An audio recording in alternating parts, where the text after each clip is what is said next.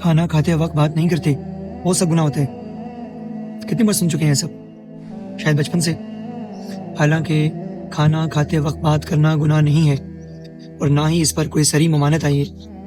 نبی کریم صلی اللہ علیہ وسلم سے کھانا کھاتے وقت دوران گفتگو کرنا ثابت ہے.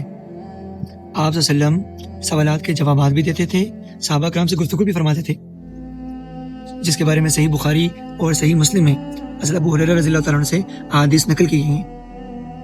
اب دوسری بات کہ کھانا کھاتے وقت بسم اللہ نہ پڑھنے سے شیطان آپ کے ساتھ کھانے میں شریک ہو جاتا ہے. بالکل درست بات ہے. اب یہاں شیطان کا آپ کا کھانا کھاتے وقت شریک ہونا، اس کا تعلق آپ کے بات کرنے سے نہیں بلکہ بسم اللہ نہ پڑھنے سے ہے. حدیث کا مفہوم ہے کہ اگر انسان بسم اللہ کہے بغیر کھانا شروع کرے تو ساتھ شیطان بھی اس کے ساتھ شریک ہو جاتا ہے.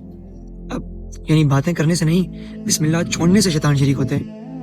ہمارے بڑوں نے بچوں کو نظم و ضبط سکھانے کے لیے سخت لہجے میں بول دیا کہ باتیں مت کرو ورنہ گناہ ہوگا، یا باتیں کرنے سے منع کیا جس کو ہم نے بعد میں گناہ بنا لیا.